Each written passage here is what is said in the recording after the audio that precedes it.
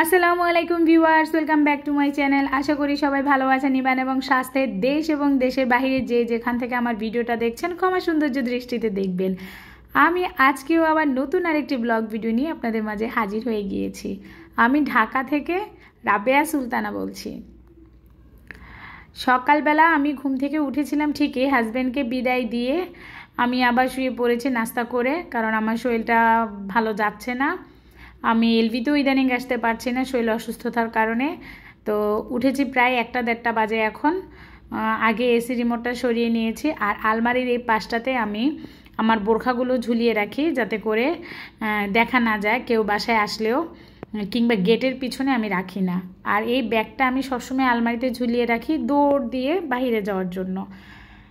আর এই যে আমার ওয়ারড্রপটা, এর উপরে দেখেন এখানে আমি টিভির পাশে একটা ফুলদানি রেখেছি, আর এক টুকরো কাঠের উপরে একটা পানির জগ রেখেছি। কারণটা একটু পরেই বলছি। তো আমার ওয়ারড্রপটা আমি একটু পরিষ্কার করে নিয়েছি অফ ক্যামেরায়, হালকা, একটু বেশি না, করতে পারিনি। এই যে কালিজিরা আমার সবসময় এখানেই থাকে। আমি প্রায় কালিজিরা খাই, কারণ এটা নাকি মহা ঔষধ, মৃত্যু ছাড়া সব কিছুরই নাকি ঔষধ। যাই হোক, আমি কালিজিরাটা খাই। ঘরে কালিজিরা, মধু এগুলো রাখা ভালো। আমাদের নবীজি বলেছে জমজমের পানি অবশ্যই ঘরে রাখবেন। ইনশাল্লাহ আমার ঘরে সবগুলো উপকরণই আছে, রাখার চেষ্টা করেছি। বাকিটা আল্লাহ পাকের ইচ্ছা। তো এই যে ছোট বেবি ওয়ারড্রপটার মধ্যে আমার হাজব্যান্ডের ওষুধ থাকে, তার ব্লেড থাকে, তার প্রয়োজনীয় কাঠ থাকে, মানে এটা তাকে আমি গিফট করেছিলাম।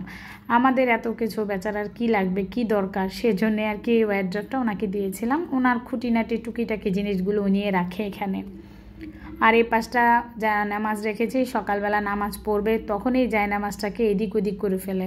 তার জন্য সুন্দর একটা বেতের ঝুড়ির মধ্যে একটু ক্রিম, তারপরে ফেস ওয়াশ, পাউডার, বক্কর জিনিস রাখছি আর কি নর্মাল ভাষায়। তার উপরে জায়নামাজ, এরপরে টিস্যু।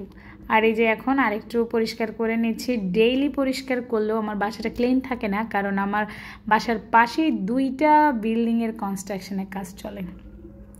হ্যাঁ, যা বলছিলাম, এই যে কাঠের টুকরোর উপরে জগটা রেখেছি, তার কারণ হচ্ছে অনেক সময় পানি ভরে আনার পরে জগের গায়ে পানি থাকে, তখন ওয়ারড্রপের উপরের অংশটুকু নষ্ট হয়ে যেতে পারে, কিংবা আমার এই যে কাগজটা দিয়েছিলাম পেপার, এই ম্যাটটাও নষ্ট হয়ে যেতে পারে।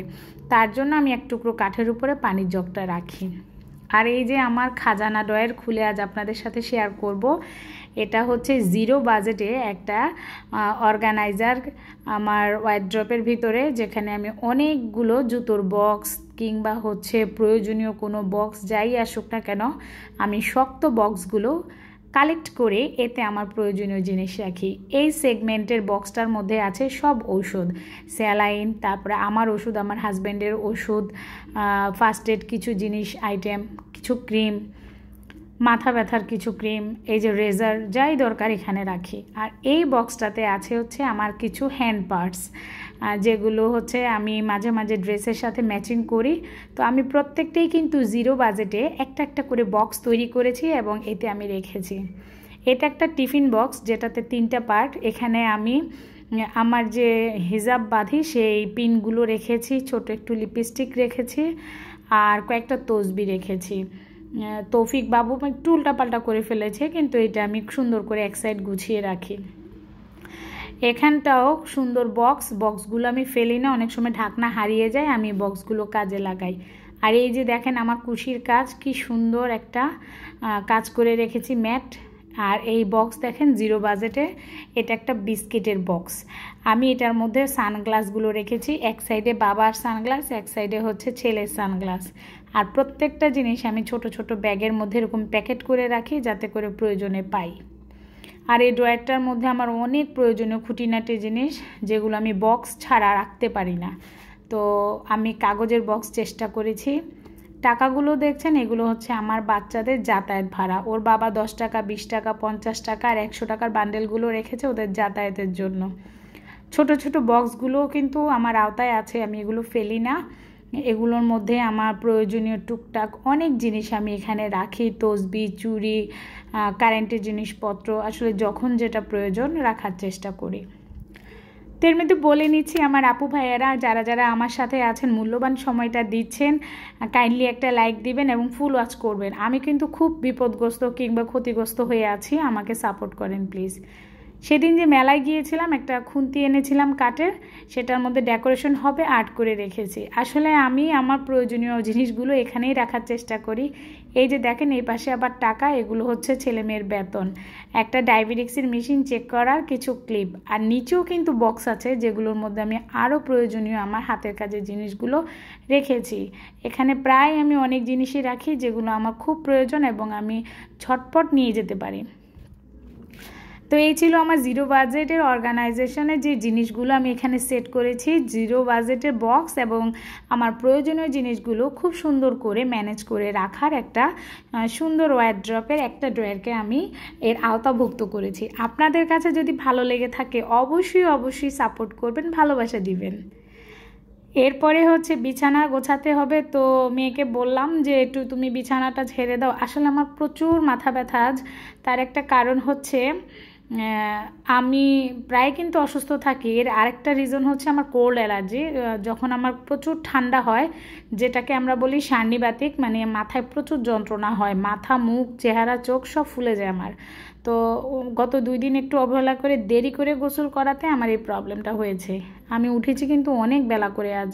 আমার মেয়েটাই রান্না করছিল, তো তাকে ডেকে এনে বললাম বাবা বিছানাটা ঝেড়ে দাও, আমি পারতেছি না আজকে আর।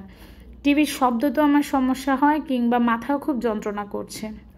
তো এই যে টোটাল বিছানাটা ঝাড়ার পরে আপনাদের দেখিয়ে দিচ্ছি আমার বেডরুমটা। জাস্ট অল্প একটু আমার বেড, এই যে এত বড় একটা বিছানা, আমরা 3 গাবুর এখানে শুই। তৌফিক তো চিকনি, যাই হোক এত বড় খাট নিয়ে একটা ইতিহাস আছে। এই খাটটা আমি বানাতে চাইনি এত বড়, যাক আমার হাজব্যান্ড বানিয়েছিল। আর আমি এই খাট থেকে প্রথম দিনেই যেদিন এনেছিল সেদিনে পড়ে গিয়েছিলাম, অনেক বড় রকমের ব্যথা পেয়েছিলাম। মেয়ে তো শুটকি রান্না করবে না, শুটকি খায়ও না, সে শুটকি পছন্দও করে না। তাই বললাম বাবা যা করেছো আলহামদুলিল্লাহ, ডাল ভাত করলা ভাজি আর শিং মাছ রান্না করেছে মেয়ে, আমি এখন শুটকিটা রান্না করেছি। তো এই যে শুটকির জন্য চলে এসেছে, খালা পরিষ্কার করে রেখে গিয়েছে সকালে। আমি আসলে কিছুই বলিনি, বলছি শুয়ে শুয়ে এই কাটো ওই কাটো, কেটে রেখে চলে যাও। তো করে দিয়ে চলে গেল। আমি এই যে উঠে শুটকিটাকে আরেকবার ভালো মতো ধুয়ে নিয়ে একদম ফ্রেশ করে পরে যে টেলে নিয়েছিলাম অফ ক্যামেরায়, এখন হচ্ছে রান্নাটা করছি। জানেনই তো কী দিবেন, হলুদের গুঁড়া, মরিচের গুঁড়া, জিরা গুঁড়া আর হচ্ছে আদা রসুন পেস্ট, এবং থাকবে হচ্ছে রসুন কুচি। আমি রসুন কুচি দিয়ে দিয়েছিলাম। এরপরে এটা রান্না করব বেগুন দিয়ে। বেগুন আর আলু ছাড়া আসলে শুটকি জমেই না। এটা মনে হচ্ছে এখন প্রধান খাদ্য হয়ে গিয়েছে। মানুষের যখন ভালো না লাগে একটু শুটু তরকারি খেলে মুখে রুচিটা আসবে কিংবা ভালো লাগবে, খাবারটা খেয়ে একটু ভালো ফিল হবে। সেই জন্যই আর কি আজকে আমার শুটকির আয়োজন। ভালো লাগছিল না, হাজব্যান্ডও বলছে ধুর আর তরকারি খাবো না, মাছ খাবো না, তুমি একটু শুটকি রান্না করো। তো আমি ছুরি শুটকি নিয়ে নিয়েছি, আজকে ছুরি শুটকি রান্না করছি। তো এই ফাঁকে আবার নতুন ভাইয়াদের উদ্দেশ্যে বলছি, আপুরা ভাইয়ারা আপনারা অবশ্যই ভিডিওটা ফুল ওয়াচ করবেন, সাবস্ক্রাইব করবেন, ছোট্ট একটা কমেন্টস করে চলে যাবেন। ইনশাল্লাহ আমি 24 ঘন্টা পরে চলে আসব। আর যদি ভুল হয়ে যায় পরবর্তী ভিডিওতে আমাকে আবার নক দিবেন, আমি তখন আবার দৌড়ে দৌড়ে হাঁপিয়ে চলে আসব। ফাইনালি এখন আলু আর বেগুন দিয়ে দিচ্ছি। বেগুন আর আলু ছাড়া তো আর চলে না, তাই দিয়ে দিলাম এটা রান্নার জন্য। এই ফাঁকে আমি অন্যগুলো কাজ করে নিচ্ছি। জাস্ট রান্না বান্নার ফাঁকে আমি ঘরটা একটু ঝাড়া নিচ্ছি, যেহেতু ঈদ চলে আসছে একটু আদার্স কাজ আছে। তো আমি তরকারিটা বসিয়ে দিয়ে অনেকগুলো কাজে সেরে নিয়েছি। আর এরপরে আবারও আসবো যে তরকারিটা ফাইনাল লুক কেমন হয়েছে সেটা দেখার জন্য। তো এই ফাঁকে ঘর ঝেড়েছি, বাবুকে গোসল করিয়েছি, আর আবার এসে যে তরকারি ফাইনাল হয়ে গেল। তা আজ এই পর্যন্তই। সবাই ভালো থাকবেন, সুস্থ থাকবেন। আল্লাহ হাফেজ।